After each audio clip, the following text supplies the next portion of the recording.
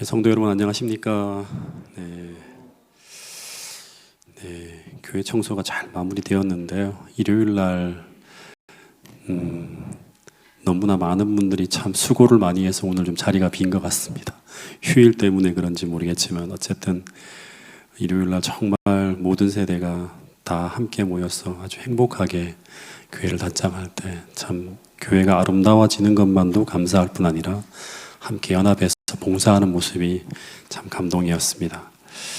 그런 가운데 우리 박숙향 성도님 장례식도 은혜 가운데 잘 마무리되어졌고, 어쨌든 이 연합된 힘으로 이제 우리가 6월 달에 이 히라 캠프를 위해서 이제 달려야 되는데, 히라 캠프는 우리가 함께 연합해서 총동원 안식일 소전도회처럼 정말 새로운 영혼들을 초청하고 또 전 세대가 함께 연합하는 가운데 아주 은혜롭게 또 치르게 될 수 있기를 기도하는 마음으로 또 함께 관심 가져주시고 또 참여해 주시길 부탁드리겠습니다.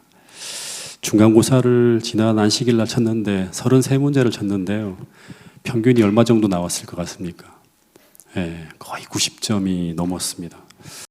정말 공부를 참 많이 하시는 것인지 아니면 옆에 있는 분들을 참 또 열심히 관찰해서 그런지 모르겠지만 어쨌든 성적이 참 잘 나와서 정말 감사하고, 또 여러 가지 사정으로 참여하지 못한 분들은 아카데미 운영위원회에서 계속 기회를 드립니다. 이 페이퍼를 또 가지고 있으니까 집에 가셔서 개인적으로 시험을 치고 제출해 주셔서 꼭 이 아카데미 과정을 통해 다니엘서를 마스터할 수 있는 그러한 과정들을 이수해 주시기를 바라겠습니다.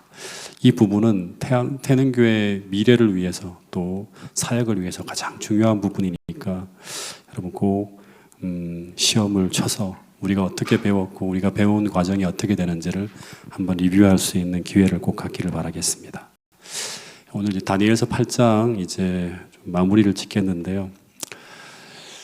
다니엘 8장 13절 14절 한번 읽어보겠습니다. 이 재림 운동이 벌어지게 되고 재림교회에서 가장 중요하게 생각하는 성경절 중에 하나입니다. 여기에 재림교회 사명이 담겨 있어요. 같이 한번 읽어보겠습니다. 시작. 내가 들은즉 한 거룩한 이가 말하더니 다른 거룩한 이가 그 말하는 이에게 묻되 환상에 나타난 바 매일 드리는 제사와 망하게 하는 죄악에 대한 일과 성소와 백성이 내준 바 되며 짓밟힐 일이 어느 때까지 이를꼬 하매 그가 내게 이르되 2300 주야까지니 그때의 성소가 정결하게 되리라 하였느니라. 이 성소 정결의 의미를 이제 우리가 해석해야 되는데, 그러기 위해서는 우리가 지난주부터 공부하고 있는 게 이 성소 봉사를 좀 우리가 들여다보고 있습니다.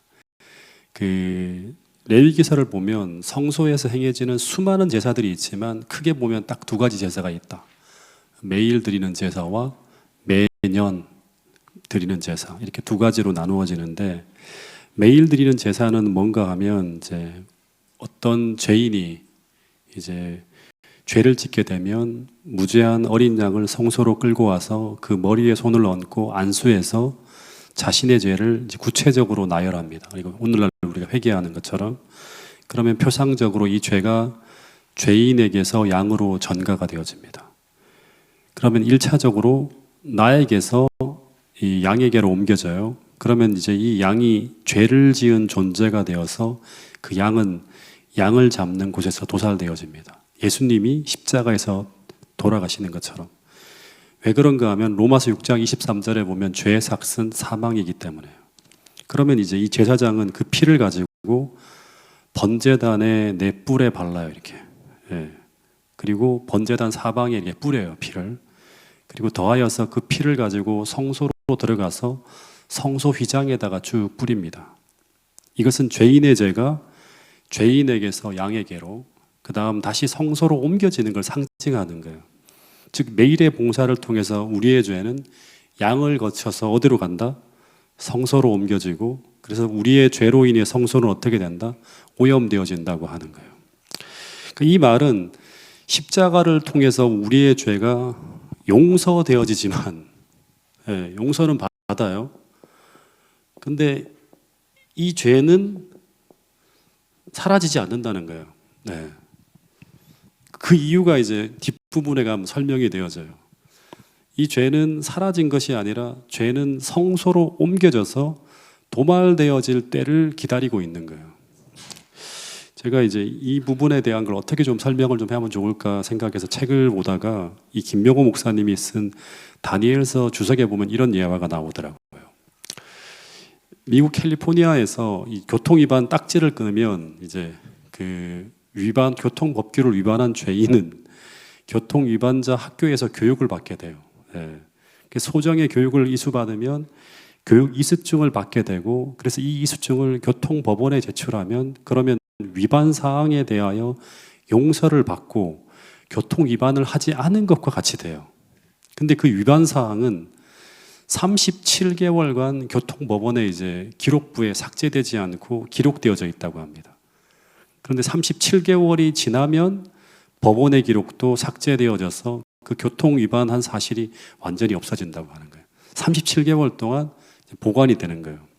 마찬가지로 죄를 지은 자가 이 매일의 봉사를 통해서 속죄 제사를 드림으로 말미암아 회개한 사람들은 용서받은 것이 확실해요. 근데 그 죄는 사라진 것이 아니라 성소로 옮겨져서 정한 때에, 다시 말하면 성소를 정결케 하는 의식을 통해서 완전히 도말되어진다고 하는 것을 성소 의식을 통해서 하나님은 보여주는 거예요. 예. 이 죄는 어떻게 보면 하나님과 우리 사이의 관계, 우리가 하늘 백성으로 다시금 돌아가기 위해서 제일 중요하게 해결되어져야 될 부분인데 어떻게 죄가 처리되는지를 보여주는 거예요. 어쨌든 이 매일의 봉사를 통해 오염되어진 성소는 1년에 딱 한 번 대속죄일에 성소를 정결케 하는 의식을 통해 정결케 되어집니다. 근데 이 성소를 정결케 하는 의식을 세 가지 이름으로 부르는데 첫 번째는 뭐라고 부릅니까? 대속죄일 봉사라고 해요. 이거를 또 다른 말로 뭐라고 하죠? 지성소 봉사라고 합니다. 그다음에 또 하나는 뭐냐 그러면 정결케 하는 의식을 하는, 성소를 정결케 하는 성소 정결 봉사라고 합니다.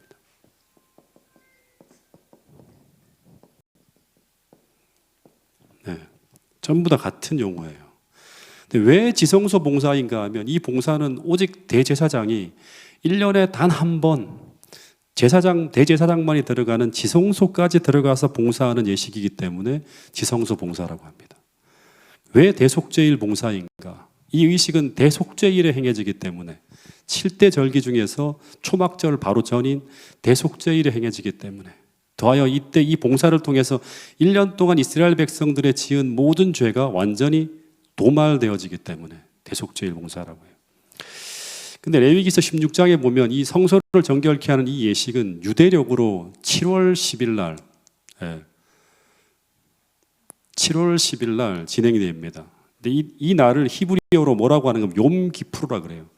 키푸르라고 하는 건 카파르에서 이제 속죄 이런 의미인데, 근데 이 욤 기푸르라고 하는 이 의미는 심판의 날이라고 하는 의미도 이제 담겨 있다고 합니다. 그래서 이 대속죄일이 시작되기 전에 7월 1일, 그러니까 10일 전이죠. 9일 전이죠. 7월 1일 레위인들이 나팔을 뿡뿡 불어갖고 이스라엘 백성들에게 심판을 경고합니다. 그래서 이 7월 10일을 대속죄일이지만 한편으로는 이 심판을 의미한다고 합니다. 욤 기푸르라고 하는 거. 그리고 7월 1일부터 시작해서 9일까지를 야밈 노라임이라고 부르는데, 이 말은 어떤 말인가 하면 두려운 날이라는 뜻이라고 해요. 그래서 이 9일 동안 백성들은 대속죄일을 준비하면서 어떻게 보내는가 하면 오늘 우리가 연말기도주일처럼 그렇게 보내요. 사람들에게 잘못한 것이 있는지 막 살피면서 그 사람들을 찾아다니면서 용서를 구하고 하면서 다 그 죄를 정리하는 기간을 쭉 한 10일 정도, 9일 정도 가져요. 그런 후에 이제 유대력 7월 10일 대속죄일에 대제사장이 이제 지성소 봉사를 하기 위해 들어갑니다. 근데 이때 어떻게 하는가 하면 지난번에도 말씀드린 것처럼 염소 2마리를 딱 데리고 와서 제비를 뽑아요. 하나는 여호와를 위한 염소, 또 하나는 아사셀을 위한 염소로 구별해서 여호와를 위한 염소로 뽑혀진 염소는 이제 속죄제로 죽임을 당해요. 그 피를 가지고 성소의 모든 단과 기구와 그 다음에 모든 곳을 다 발라요. 그러니까 오염되어진 곳마다 피를 바른 곳, 피를 뿌린 곳, 거기를 다 피를 발라서 정결케 합니다. 그리고 마지막으로 속죄소에다가 피를 쭉 뿌려서 성소와 이스라엘 백성 전체가 죄로부터 정결케 되는 의식을 쫙 진행합니다. 그래서 이때 사용되어지는 단어 중에 또다시 말하지만 히브리어로 욤키푸르 할 때 이 카파르라고 하는 단어를 쓰는데, 속죄라는 말을, 이 단어의 의미는 뭐냐 그러면 덮다, 지우다, 도말하다라는 뜻이에요.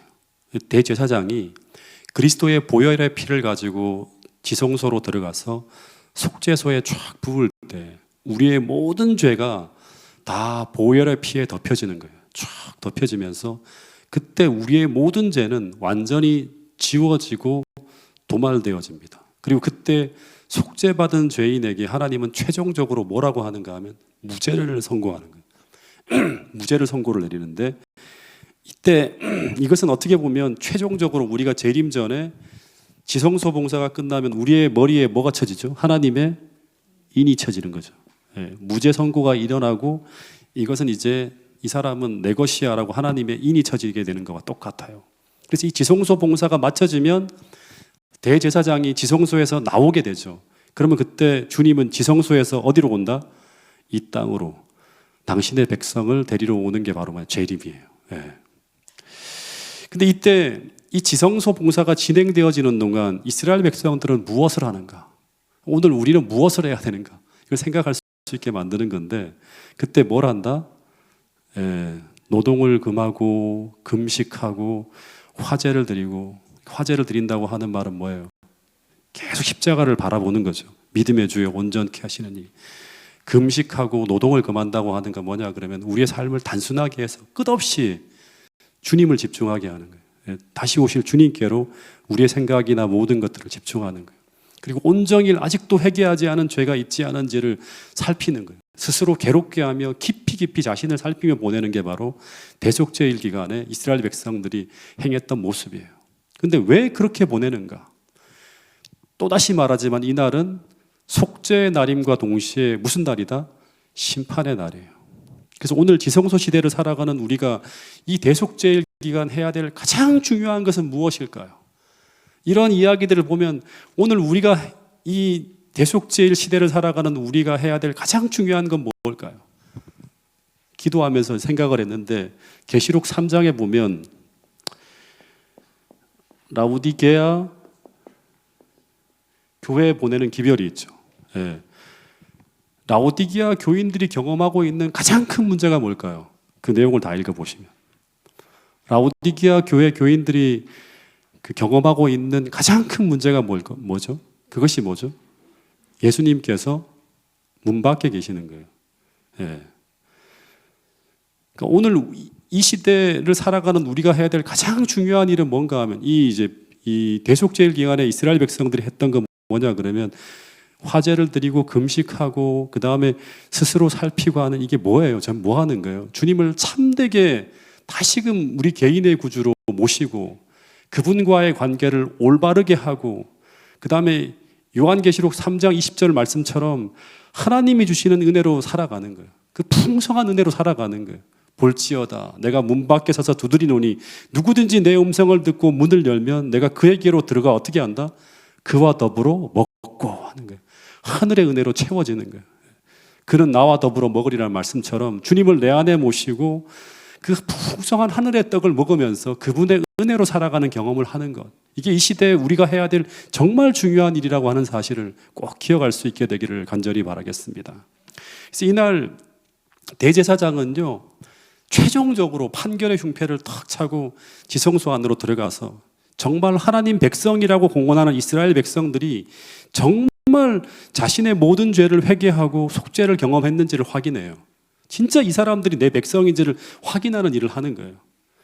그래서 판결의 흉패에서 오른쪽에 이제 불이 탁 들어오면 백성들의 죄가 완전히 도말되었음을 증거하는 것이고, 그렇지 않으면 백성 중에 회개치 않은 백성이 있음을 알고 그때 대제사장이 회중으로 돌아가요. 그런 다음에 제비를 뽑습니다. 회개치 아니한 사람을 백성 중에서 끊어내는 일을 해요. 그래서 이것은 뭘 의미하는가 하면 오랜 기간, 어떻게 보면 6,000년 동안 하나님께서 자비를 베풀어 주셨지만, 우리 인생 전체를 통해서 끝없이 우리에게 자비를 베풀어 주셨지만, 하나님의 자비와 용서를 받아들이지 않은 자, 하나님의 백성이라고 하는 이름은 있지만 거듭남을 경험하지 않은 채로 살아가는 사람들은 어떻게 된다? 이때 백성 중에서 끊어지게 된다. 그래서 스스로를 살피고 내가 믿음이 있는가, 내 안에 그리스도가 있는가, 주님께서 문 밖에 계시는 상태로 있는 건 아닌지를 철저하게 살펴서 금식하고 정말 집중해서 예수님의 십자가를 바라봄으로 말미암아 그분을 다시금 개인의 구주로 모시고 주님과의 관계를 올바르게 하라. 이게 첫째 천사의 기별이에요. 여러분, 백성 중에서 끊어진다고 하는 건 뭐예요? 하나님 백성이 아니기 때문에 그런 거예요. 그래서 이 날은 무슨 날이기도 하다? 심판의 날이기도 하다고 하는 것입니다. 그래서 이 대속죄일은 한편으로는 대속죄일, 죄가 도말되어지고 완전한 용서를 받는 날이지만 또 한편으로는 회개하지 않고 그 은혜를 거절한 자들에게는 어떤 날이다? 심판의 날이기도 한다. 그래서 그 다음 이제 이 성소를 정결케 하는 의식이 마쳐지면 그 다음 대제사장은 이 두 마리의 염소 중에서 살아있는 염소인 아사셀 염소에게 모든 죄를 안수해요. 모든 죄의 책임을 지우게 됩니다. 그런 후에 이 염소를 광야 무인지경에다 쫓아보내므로 이 지성소 봉사의 모든 의식이 끝이 납니다. 이 아사셀을 위한 염소는 누구를 상징한다? 사단을 상징하죠. 예. 그러니까 이거는 뭘 의미하는 거예요, 그러면? 예.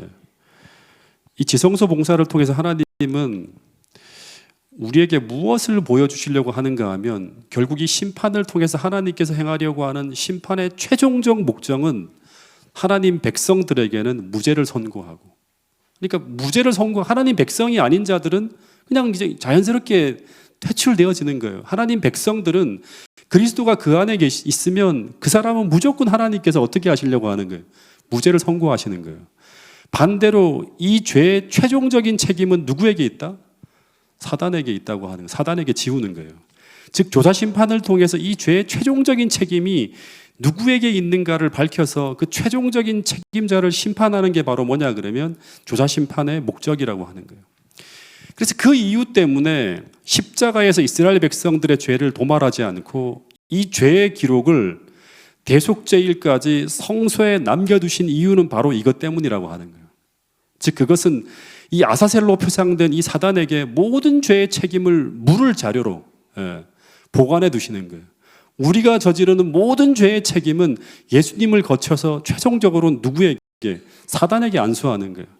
사단에게 다 지워지는 거예요. 사단에게로 돌리기 위해서 이 최종적인 죄를 대속죄일까지 그 자료들을 보관하시는 거라고 이제 그렇게 볼 수 있다고 이제 학자들은 보고 있습니다.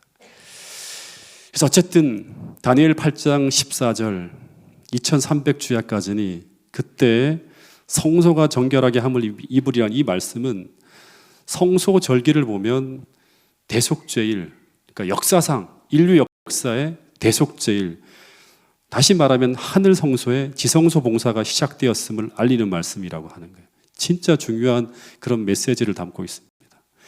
그래서 여기서 우리가 하나 생각해야 될 것은 뭔가 하면 이 지상 성소에서 제사장들이 행하는 세 가지의 봉사 사역은 어떻게 본다 그러면 이 하늘 성소의 대제사장이신 그리스도께서 봉사하시는 그리스도의 사역을 세 단계로 보여주고 있는 표상이에요. 예. 물어볼게요. 뜰 봉사는 이제 예수님의 사역의 어디를 의미하죠? 뜰, 그 다음에 성소, 지성소가 다 예수님의 사역의 지점이거든요. 예수님이 뜰에 계시다 그러면 우리는 믿음으로 뜰에 들어가야 돼요. 그래서 거기서 주님을 봐야 돼요. 근데 이 주님을 믿음으로 따라가지 못하면 하늘에서 벌어지고 있는 그 결정들을 우리가 믿음으로 바라보지 못하고 하면 예수님이 이 땅에 오셨을 때 그분을 개인의 구주로 영접할 수 없게 돼요. 예. 뜰 봉사는 뭐를 의미하죠? 예수님께서 인간으로 오셔서 이 땅에서 33년간 봉사하시다가 어떻게 보면 정확하게 말하면 3년간 공생애를 했죠. 어떻게 보면 그러면서 이 생애의 마지막 순간 십자가에서 번제로 드려짐으로 우리의 모든 죄를 대속하시고 그분이 이 땅에서 이루어야 될 모든 것을 다 이루었다, 다 이루시는 그분의 지상생애 사역의 모습을 보여주는 거예요. 그러니까 기원 후 27년부터 기원 후 30년까지의 사역의 모습을 보여준다고 할 수 있겠죠. 이것이 바로 그리스도의 뜰 봉사입니다. 예.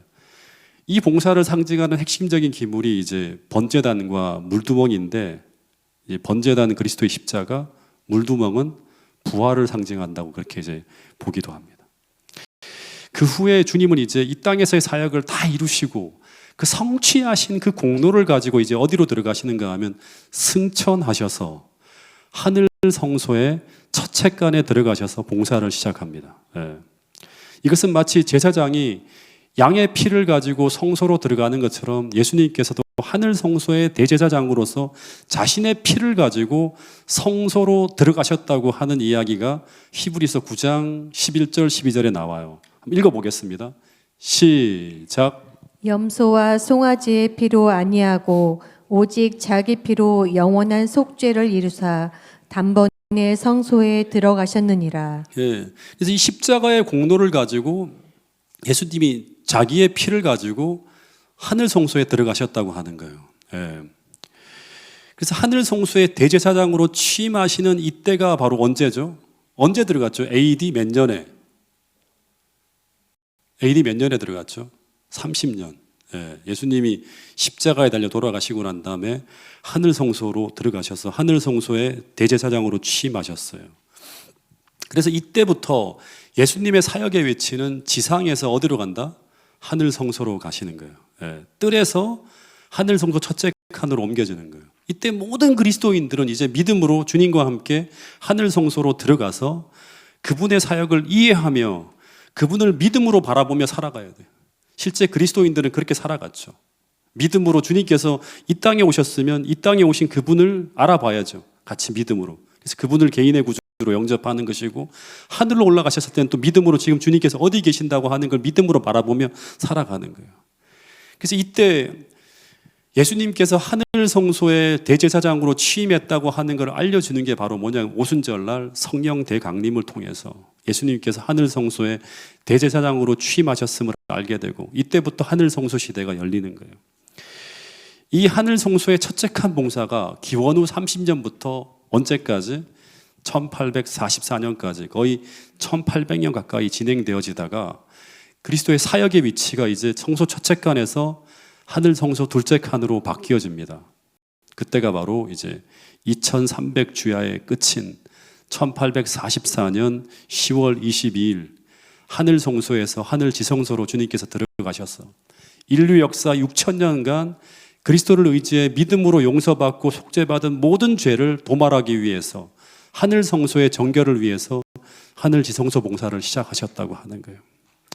그래서 다니엘 8장 14절에 2300주야까지니 그때 성소가 정결함을 입으리라는 이 말씀은 예수님의 하늘 성소의 사역이 뜰에서 성소로 다시금 지성소로 주님의 사역의 위치가 변화되어졌음을 알리는 것이고, 예수님이 하늘 지성소로 들어가셨다고 하는 이 말은 무엇을 의미하는가 하면 예수님께서 재림 직전 어떻게 보면 거듭나고 참된 회개를 통해 당신의 백성으로 살아가는 모든 그리스도인의 죄를 완전히 도말하기 위한 하늘 성소 봉사의 대속죄일 봉사, 지성소 봉사가 시작되었음을 알리는 거예요. 그리고 이제 여기 좀 하나 더 생각할 게 뭐냐 그러면, 예수님이 하늘 성소의 둘째 칸에 들어가서 봉사를 시작하는 것을 가지고 이제 대속죄일 봉사, 지성소 봉사, 성소 정결 봉사라고 하기도 하고, 또 하나 이 하늘 성소에서 지성소 봉사가 시작되어지면 또 무엇을 한다? 재림 전 심판이 이루어집니다. 네. 여기서 이제 다시 한번 성경절을 하나 좀 더 보면 잘 따라오셔야 됩니다. 네.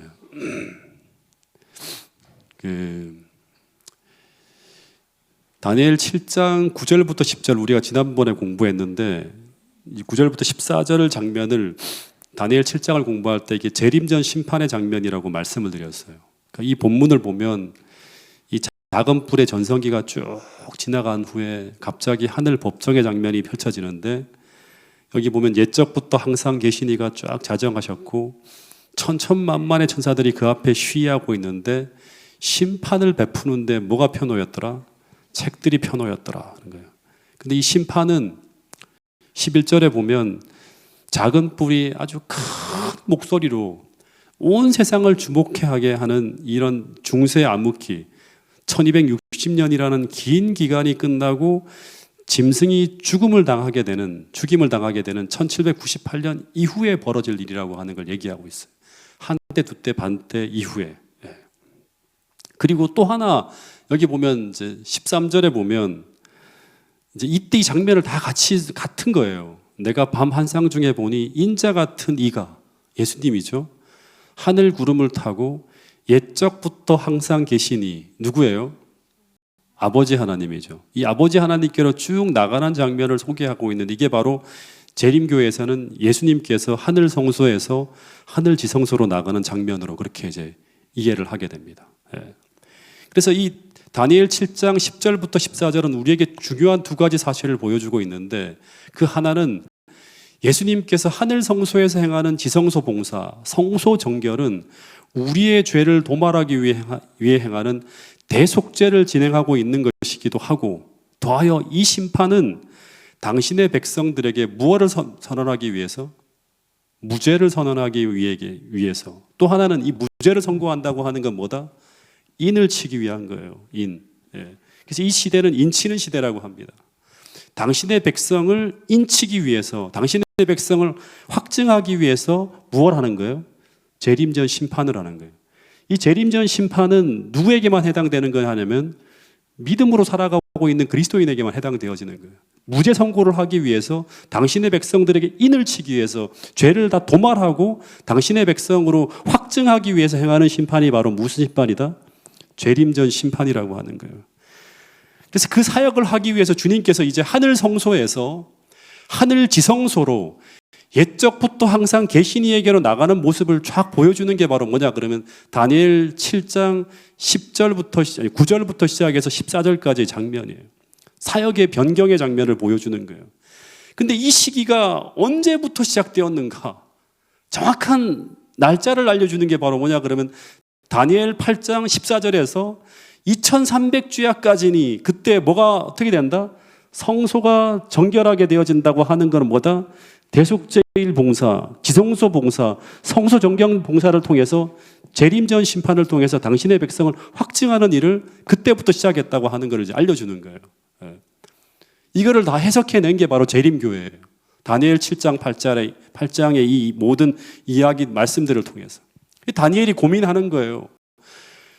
2300주야까지 매일 드리는 제사가 폐해지고 성소가 짓밟히고 그 다음에 진리가 땅에 던져지고 완전히 하나님 백성들이 고통을 당하는 그 일이 2300주야까지라고 했는데 그때 비로소 성소가 정결해진다고 하는데 그때가 언제지? 하면서 고민하기 시작하는 거예요. 15절에 보면 나 다니엘이 이 환상을 보고 그 뜻을 알고자 할 때 갑자기 사람 같은 모습으로 묘사되어진 이 존재, 사람 같은 모양으로 나타난 이 존재가 누굴까요? 인자 같으니 누구예요? 예수님이 그 다음에 누구에게? 가브리엘 천사에게. 가브리엘 천사는 가장 하늘에서 높은 천사죠. 그러니까 그게 명령하는 사람은 누구예요? 이 사람 같은 모양을 한 존재가. 예수님이 내려오신 거예요. 뭐라고 하는가 하면 가브리엘아 이 환상을 이 사람에게 깨닫게 하라 하는 거예요. 그래서 가브리엘 천사가 뭐라고 하는가 하면 그 다음에 내용에 보면 이 환상은 이 계시는 정한 때 끝에 관한 것이라고 합니다. 정한 때 끝. 이게 무슨 말이에요? 이 환상은 다니엘 너 시대가 아니라 정한 때 끝에 벌어질 일이다. 이 말은 이 이상은 예수님의 재림과 관련된 사건. 즉 작은 뿔이 멸망할 때 벌어질 일이라고 하는 거예요. 그걸 이야기하는 거예요. 18절, 19절에도 반복적으로 이런 말이 나와요. 계속 하는 말이 이 이상은 진노하시는 때가 마친 후에 될 일이라. 환란이 다 지나가고 난 다음이야. 이 환상은 언제? 정한 때 끝에 관한 일이다. 똑같이 반복하고 있어요. 그래서 그 정한 때 끝이 언제인지를 설명하기 위해서 이제 쭉 설명하는 게 그 다음에 해석이에요. 그래서 내가 본 바 둣불 가진 수양은 메데 바사 왕들이요 21절 털이 많은 수염전은 헬라 왕이요 그 두 눈 사이에 있는 큰 뿔은 그 첫째 왕이요 하면서 바벨론과 페르시아 시대 그리스 시대가 쭉 지나가고 그리고 23절에 보면 그 후에 한 왕이 일어나리니 하는 거예요. 작은 뿔이죠. 그 얼굴은 뻔뻔하며 속임수에 능하며 24절 그 권세가 강할 것이나 자기 힘으로 말미암는 것이 아니며 교황은 자기 힘으로 권세가 강한 것이 아니죠. 다른 세력을 힘입는 거죠. 그가 장차 놀랍게 파괴행위를 하고 자의로 행하며 형통하며 강한 자들과 거룩한 백성을 멸하니니 근데 어떻게 멸하는가? 25절에 보면 그가 꾀를 베풀어 죄손으로 속임수를 행하고 마음에 스스로 큰 채하며 평화로운 때 전쟁도 아닌 평화로운 때 종교재판으로 많은 무리를 하나님 백성들을 멸하는 일을 합니다. 그리고 스스로 서서 만왕의 왕을 대적할 것이나 그러나 사람의 손으로 말미암지 않고 마지막 때 예수님의 힘에 의해서 이 바벨론이 무너지는 거예요. 그러면서 26절에 보면 이미 말한 바 주야에 관한 환상 계속 이제 놓치지 않고 따라오는 게 뭐냐 그러면 주야에 관한 환상은 뭐예요? 2300주야예요. 그럼 확실하니 그 환상을 간직하라. 이는 여러 날 후의 일이다. 먼 후에 벌어질 일이야. 27절 다니엘이 막 지쳐서 여러 날을 앓다가 왕의 일을 보았느니라 하면서 내가 그 환상으로 말미암아 놀랐고 그 뜻을 깨닫는 사람도 없었더라 하면서 이제 9장으로 그걸 해석하기 위해서 계속 기도하는 가운데 해석하는 이야기가 9장에 펼쳐집니다. 그래서 이 본문을 보면 천사는 이 작은 뿔이 누구인지에 대한 설명은 되었는데 중요한 것은 이 작은 뿔이 매일 드리는 제사를 폐하고 성소를 헐고 진리를 땅에 던지고 하나님 백성을 멸하는 이 일이 2300주야까지 간다고 하는데 그것이 언제 시작되어지고 언제 시작되어지는지를 말하지 않고 있는 거예요. 그러면서 단지 하나 얘기하는 건 뭐냐 그러면 이 환상을 간직하고 있어 그러는 거예요. 이것은 여러 날 후의 일이다. 너 때가 아니라 오랜 후에 정한 때 끝에 벌어질 일이라고 하는 거예요. 다니엘이 그런 말미암아 여러 날을 알아요. 근데 이 예언의 시작과 끝에 대한 해석이 언제 해석되어지는가? 다니엘이 이제 빛을 받긴 받았지만 요 얘기만 잠깐 하고 우리 기도회를 좀 갖도록 하겠습니다. 1800년대 초에 윌리엄 밀러의 재림운동 당시에 윌리엄 밀러는 성경을 깊이 연구하다가 드디어 이제 이 다니엘서와 다니엘서를 통해서 2300주야의 끝이 1843년부터 44년에 맞춰진다고 하는 걸 깨닫게 돼요. 이제 우리는 이것을 다니엘 9장을 통해서 우리가 공부하게 될 텐데요. 그래서 이 기별을 깨닫고 난 다음에 1831년부터 전하게 되는데 1844년까지. 근데 그때 재림운동에 참여했던 모든 사람들이 외친 기별이 무엇인가 하면 바로 계시록 14장 6절부터 7절에 나오는 첫째 천사의 기별이에요. 한번 같이 읽어보겠습니다. 이 계시록 14장 7절 말씀입니다. 시작. 그가 큰 음성으로 이르되 하나님을 두려워하며 그에게 영광을 돌리라. 이는 그의 심판의 시간이 이르렀음이니 네. 하늘 네, 더 읽어보세요. 이는 하늘과 땅과 바다와 물들의 근원을 만드신 이를 경배하라 하더라. 이때 이 그의 심판하실 시간이 이르렀다고 하는 이 심판은 어떤 심판을 말하는 것일까? 우리 계속 공부했던 거죠. 예. 예. 무슨 심판이다? 하늘 성소의 지성소 봉사가 시작되었다고 하는 걸 알리는 기별이다. 예. 이게 이제 이 대쟁투 학원에 보면 나옵니다. 그래서 온 세상이 이제 주님이 재림하실 시기가 임박하니 하나님을 두려워하고 이제 그에게 영광을 돌리는 삶을 살라고 하는 거예요. 이게 미국뿐만 아니라 미국엔 가장 뜨겁게 일어났고 유럽과 거의 문명 세계 전체 다 이 기별이 동시다발적으로 전해집니다. 근데 이때 이 윌리엄 밀러는 이 성소 정결을 지구의 정결로 보고 예수님이 재림할 것으로 보고 이 예수님이 1843년이나 44년에 재림하실 것으로 믿었어요. 근데 성경 어디에도 이 지구를 성소로 보는 것이 없었죠. 그래서 이 운동은 뭐로 끝난다? 대실망으로 끝이 납니다. 그래서 이 대실망 속에서 재림운동 당시에 수많은 그리스도인들이 실망하며 흩어질 때 그때 남은 무리들이 계속 성경을 연구해요. 그러다가 바로 이 하이람 에드슨이라고 하는 사람이 그 대실망 후 바로 다음 날이에요. 너무너무 서러워하고 밤새도록 기도합니다.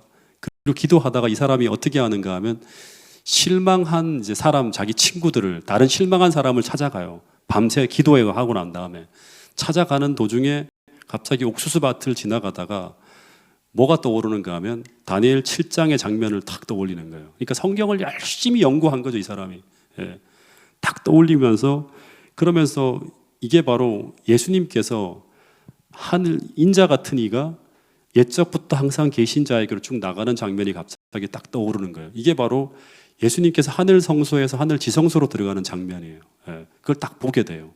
그러면서 이때부터 이제 이 사람이 그 자기 친구 이 ORL 크로지어하고 닥터 한이라는 사람하고 같이 성소를 집중적으로 연구하면서 대실망을 통해 잃어버린 그 예수님을 다시 찾게 돼요. 그러니까 다시 말하면 이 성소 재림운동에 대한 그 실망의 문제를 해석해내는 거죠. 이것은 마치 초림 당시에 제자들이 예수님이 호산나 호산나 하면서 예루살렘에 입성할 때 그때 그들은 예수님께서 어디로 등극할 거라고 믿었어요? 왕으로 등극하실 거라고 믿었어요. 메시아이기 때문에. 근데 예수님이 돌연 십자가에 매달려 돌아가심으로 말미암아 예수님을 잃어버린 채 대실망을 당하는 것과 똑같은 경험을 하는 거예요. 근데 그들이 다시금 성경을 연구하면서 잃어버린 예수님을 다시금 찾게 되죠. 똑같이 그런 일이 이제 반복되어지는 거예요. 예수님은 1844년 이 지구로 재림하시는 것이 아니라 그들이 해석해낸 빛이 뭔가 하면 2300주야까지니 그때 성소가 정결함을 입으라라고 하는 이 말씀 속에서 성소 문제를 깊이 연구하는데 그 성소 정결이라고 하는 것이 무엇이다? 바로 대속제일 봉사, 지성소 봉사와 연관되어진 단어라고 하는 것을 알게 됩니다.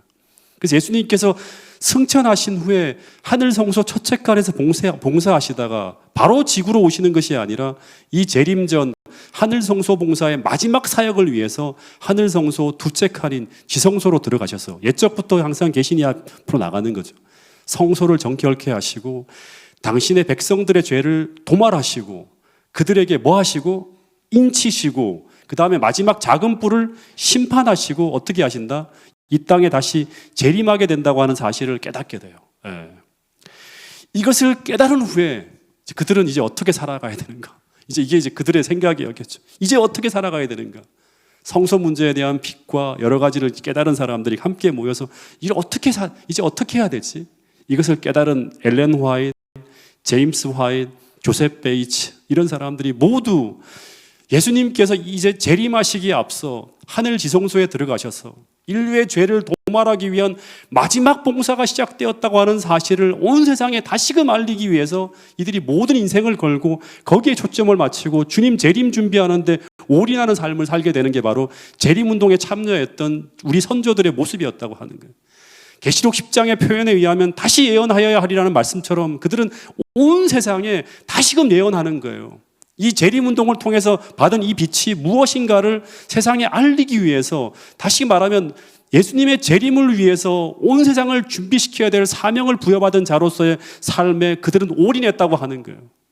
여러분 재림교회가 이 땅에 세워진 목적은 이것을 전하고 주의 오실 길을 예비하기 위해서 우리가 오늘을 지금 살고 있고 교회를 세우고 이 빛을 전하기 위해 살고 있다고 하는 사실을 깨닫게 되기를 간절히 바라겠습니다. 이것을 전해야지만 우리에게 무엇이 임한다? 성령이 임하는 거예요. 예수님께서 하라고 하는 그 일에 본연의 일에 충실할 때 하나님께서 우리는 그것을 행할 수 있는 힘을 주시고 능력을 주시고 빛을 주신다고 하는 것입니다. 재림교회가 이 땅에 세워진 목적은 바로 이것을 전하기 위해서 세워졌다고 하는 것입니다. 여러분 다시 말해서 우리는 지금 오순절 날 주님의 초림을 전하기 위해서 오순절 성령이 임한 것처럼 다시금 재림을 전하기 위해서 무엇을 구해야 된다? 늦은비 성령을 구해야 된다고 하는 것입니다. 온 세계로 하여금 주에 오신다고 하는 이 소식을 전하기 위해서 떠들썩하게 하고 요란케 하고 수많은 사람들에게 이 빛을 전하기 위해서 이 교회가 세워졌다고 하는 사실을 기억하시고 이 사명에 충실해서 우리는 무엇을 해야 되는지 인간적인 능력을 넘어서는 하늘의 영역을 구하는 사람이 되어야 된다고 하는 사실을 잊지 않게 되기를 간절히 바라겠습니다. 더하여서 이 재림 준비를 개인적으로 우리가 하기 위해서 준비해야 될 가장 중요한 것은 무엇인가 하면 또다시 말하지만 죄사함을 통해서 하나님과의 관계를 바로 하는 것입니다. 하나님을 두려워하며 그에게 영광을 돌리라. 즉 하나님을 경외함으로 하나님을 참되게 예배하고 그리스도와의 관계를 올바로 하라고 하는 것이 바로 뭔가 하면 우리가 이 대속제일 봉사를 통해서 함께 전해진 첫째 천사의 기별을 통해서 우리에게 전해지는 중요한 기별 중에 하나라고 하는 것입니다. 그런데 그렇게 해야 하는 이유는 무엇인가 하면 예수님께서 우리를 사랑하시기 때문이기도 하지만 심판하실 시간이 이르렀다고 하는 거예요. 우리는 이제 곧 어떻게 해야 된다? 하늘에 가 살 사람이라고 하는 거예요. 이게 임박했다고 하는 거예요. 그래서 창조주 하나님께로 참되게 돌아가는 개혁과 부흥의 역사가 각 개인의 삶 속에서 일어나야 된다고 하는 것입니다. 그 중에 하나가 무엇인가 하면 하늘과 땅과 바다와 물들의 근원을 만드신 이를 경배하기 위해서 우리가 알고 있고 깨닫고 있는 것 중에 하지 못하고 있는 이 넷째 계명 안식일 회복에 대한 메시지가 그 당시에 주어졌고 이 빛을 받은 사람들은 다 개혁하고 들어오는 거예요. 예. 오늘날에도 지금까지 들어오는 것처럼. 여러분, 그래서 재림교회는 안식일 회복운동까지를 포함하는 그 타이틀을 가지고 우리 교회 이름에 뭐가 붙어 있죠? 제7일 안식일 예수 재림교회라고 하는 이름이 적혀 있는 거예요. 여러분, 이것은 바로 첫째 천사의 기별 속에 담겨있는 기별이 다 포함되어진 거예요. 새 천사의 기별 속에 하나님을 두려워하며 그에게 영광을 돌리라. 이는 그의 심판하실 시간이 이르렀음이니 하늘과 땅과 바다와 물들의 근원을 만드신 이를 경배하라. 여러분, 이 기별 속에 담겨있는 의미가 무엇인지를 다시 한번 깨닫고 우리가 살아가고 있는 이 시대가 다니엘서 2장의 이 금신상 가운데 마지막 끝에 살고 있거든요. 공부 다 했잖아요. 다니엘 7장에서는 어느 시대예요? 한때 두때 반때도 다 지나가고 이제 무엇만 남았어요? 성도들이 나라를 얻을 것 딱 하나만 남았어요. 다니엘 8장에서는 무엇을 의미하는가? 우리는 이 7절기 중에서 마지막 대속제일 시대를 지나가는 거예요. 이 시대가 지나가면 무엇이 온다? 장막절이 오는 거예요. 모든 예언이 다 무엇을 알려주는가 하면 끝이 왔다고 하는 걸 알려주고 있습니다. 여러분, 이 시기가 그리 멀지 않을 거라고, 예수님 오실 날이 그리 멀지 않다고 저는 생각합니다. 세상의 모든 징조가 계속 알람으로 우리를 깨우고 있습니다. 다시 한번 우리가 우리에게 주신 본연의 사명에 충실하기 위해서 다시금 말씀을 연구하고 우리의 삶을 바로하고 주의 오실 길을 준비할 수 있는 그 삶 속으로 이 태능교회 모든 성도들이 들어갈 수 있기를 간절히 바라면서 오늘 말씀을 줄이도록 하겠습니다.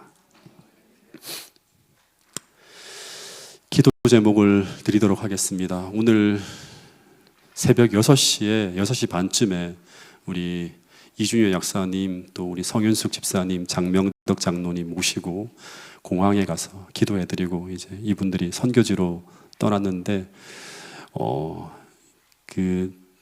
쉽지 않은 그런 방문이라는 생각이 듭니다. 지금 뭐 인도네시아의 화산도 폭발하고 또 고령의 우리 집사님들이 또 이 선교지를 향해서 방문을 가는데 여러분들 꼭 기도해 주셔서 선교지도 힘을 얻고 또 우리 좋은 소식을 가지고 돌아오셔서 또 간증하실 수 있도록 우리 세 분을 위해 특별한 기도를 부탁드리겠습니다. 그리고 선교 마니또 운동이 정말 이렇게 강조하는 게 아니라 여러분 개인이 정말 오래 인도해야 될 영혼을 붙들고 정말 열심히 기도하는 그런 태능교회가 될 수 있기를 간절히 바라겠습니다. 압도적인 성령의 역사를 통해서 정말 하나님께서 여러분들이 기도하고 구하는 영혼들을 다 교회로 들어오게 하는 그 역사가 올해 안에 이 태능교회에서 벌어질 수 있기를 간절히 바라겠습니다. 특별히 오늘 강선영 우리 집사님의 선교 마니또인 김도훈, 우리 강정아 집사님, 또 이민수, 손희애, 오주연, 또 강진영 집사님의 이성우, 강현우 우리 청년의 아버지 강동주 우리 선생님을 위해서 영혼 구원을 위해서 기도를 같이 함께 해주시기를 부탁드리겠습니다. 그리고 모든 환우들을 위해서 또 연로하신 어르신들을 위해서 기도해 주시고요. 제가 서두에도 말한 것처럼 이제 6월 달에 있을 히라 캠프의 준비 과정이 아주 은혜스럽게 또 진행될 수 있기를, 또 우리 강사 목사님이 오충하 목사님 한국에 들어오셨는데 우리 오충하 목사님을 위해서도 기도해 주시고, 그리고 이 히라 캠프를 진행하면서 새로운 영혼들, 또 잃은 양들, 이런 많은 분들이 회복될 수 있는 은혜스러운 집회가 될 수 있도록, 또 전 교인이 연합하여서 또 사명을 위해 하나가 될 수 있는 그런 과정이 될 수 있도록 함께 기도해 주시기를 부탁드리겠습니다. 개인 기도 시간 가진 후에 제 기도하며 마치도록 하겠습니다.